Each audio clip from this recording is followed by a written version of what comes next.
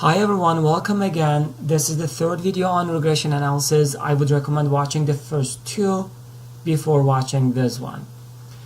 So we have explained what the intercept and slope have to be and the r-squared value. And can we find the r-squared value or the intercept and slope without using the solver? Yes. So there are a couple of ways of doing that, but the easiest way, if there's only one variable that's independent and one variable that's dependent, so in this case the advertisement budget as the independent variable and the sales is the dependent variable, and you could just create a scatter chart like this. You can click on one of the blue dots and then right click and add a trend line.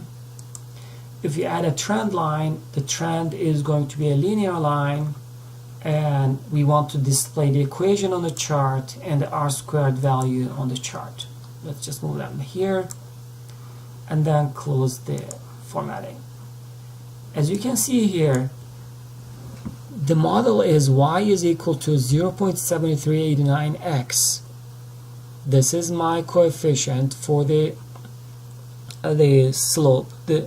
And then the intercept is 16.08, 1608, and I am able to find it just using the graph. And the r-squared value is the same number as well. So you do not need to find the r-squared value that we have done in the videos, but the videos just tell you the background information on what r-squared is. It's a great thing to know what r-squared is without just if you just take a look at the number and see the number, it may not make a lot of sense, but right now I think it would make more sense. So please comment if you think that this is a useful thing. Okay, so once this is done, I want to go ahead and just go one further step and say I understand that the budget, the advertisement would affect the sales, but do you think that there are some other things that may affect the sales of any franchisee store? Yes, a lot of other things would affect, but let's say we have information about the sales of some franchisees. Right now, I just changed the data set. I have 100 franchisees. I have more information.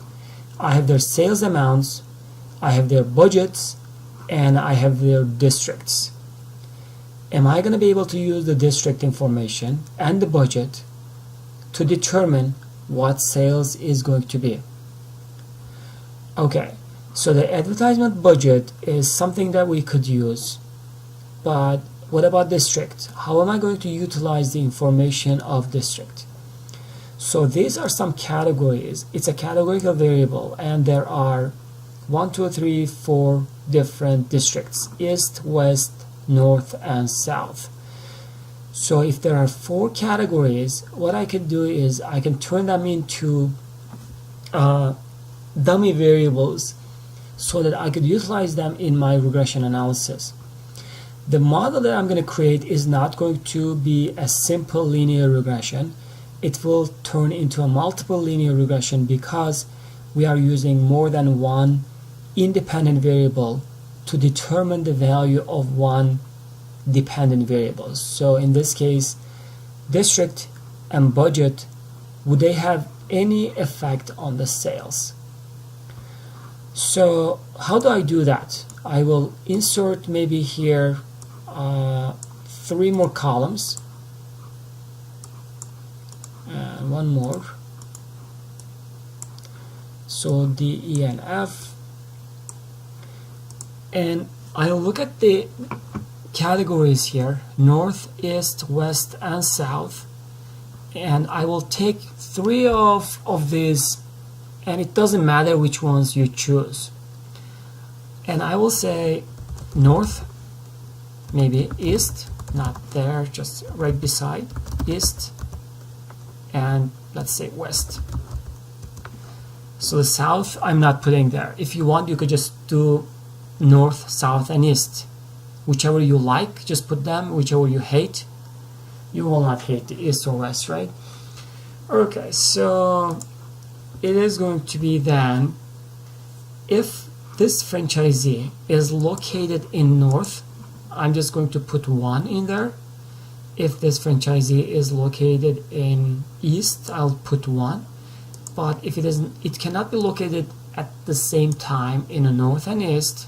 Maybe if there was a district that says northeast, that would have a different category. So I'll look at here and just put 1 if it is located there, 0 if it is not. But what about south? The south is not in none of these, so south is going to have the values of 0 in each case. So let's just enter them one by one. Are we going to just put 1, 0, 0 and just do this for 100? No. So what should we do is, we are going to say if this is equal to north, then comma, it's 1. Otherwise it is 0. And I need to do this for the other 2 columns and for the other 99 data points. Okay, so in order to do that, I need to utilize some dollar signs, the absolute and relative referencing. What I want is, I want these values north, east, and west at the top. I want them to move when I move my columns, but I don't want them to go down. So these are my titles. I'm going to use them all the time. So this D1, I will put a dollar sign. Maybe you could pause your video and just try to figure this out yourself and then come back again. So this has to be D$1, fixing the row but letting D to be free so that it could move to E or F when I copy.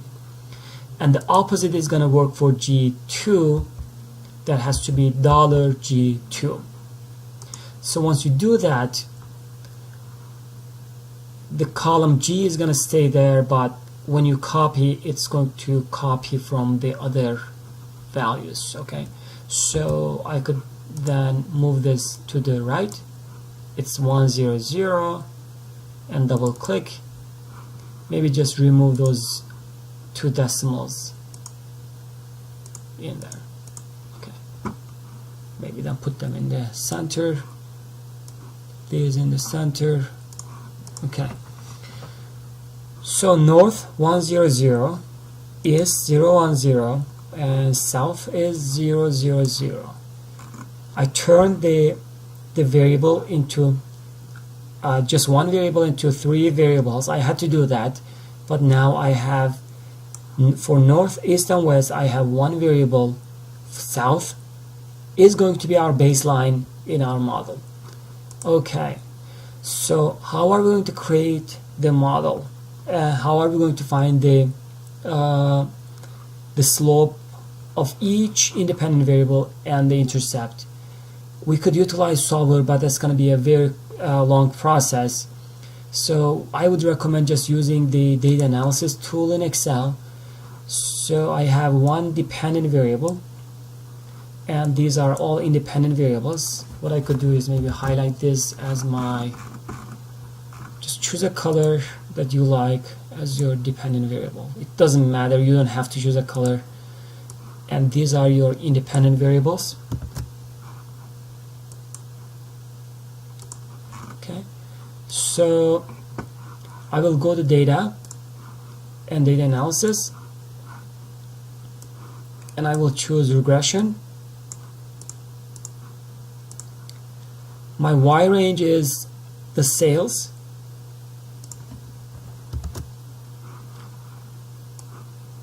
and my X range is all 4. The area that I selected contains some text. That's why I'm going to put the labels. Excel is going to consider the top row as the labels row. And let's just create them in a new worksheet, and then maybe just also create the residual plots there. We'll explain them. I'll click OK in here. Okay, so let's move this down here, call it results, and try to understand what's happening. Whenever you are using more than one independent variable to estimate the value of a dependent variable, you are going to focus on the adjusted R-square value. This is just normalizing the R-square value and removing the false magnification of the R-square value by adding more independent variables. So I'm just going to maybe highlight this as a yellow or maybe a green color, and we were able to remove 96% of the variation in the dependent variable.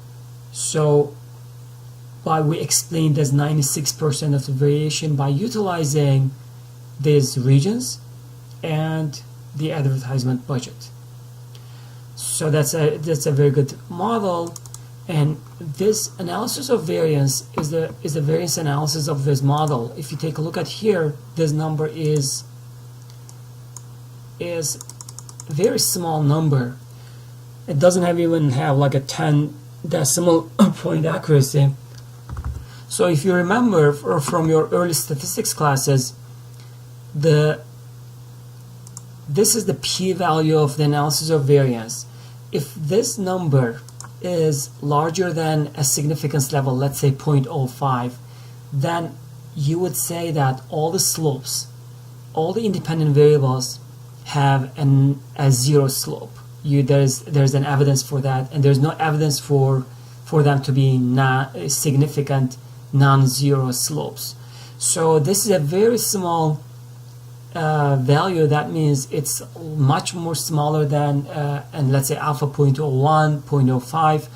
So the model is useful. We could use this model to the estimation, and we could see that from the adjusted R-square value as well. We are able to explain 96% of the variation in sales having the region and the advertisement budget.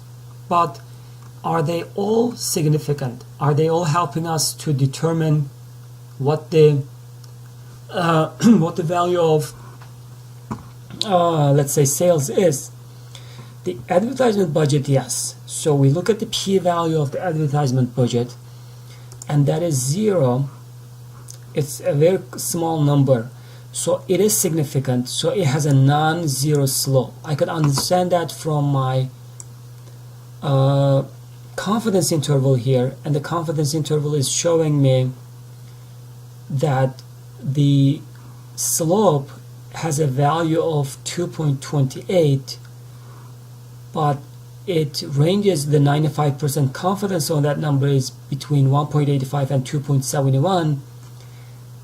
That range does not contain 0. So I can safely say that the population slope for the advertisement budget is a non-zero value. So I could say that I can use the advertisement budget to estimate my sales. And this is a useful independent variable for us. Then I'll look at the north is significant, east, and the west. If you see that some of them are not significant in this case, and some of them are significant for the dummy variables that you have, you are not going to focus on these. You are going to focus on the coefficients in this case. And let's just take a look at here. If some of them are significant and some of them are not, I'll explain how to interpret that. So let's stop this video here, and then we're going to wrap the things up in the last video 4 for the regression analysis. Thanks for watching.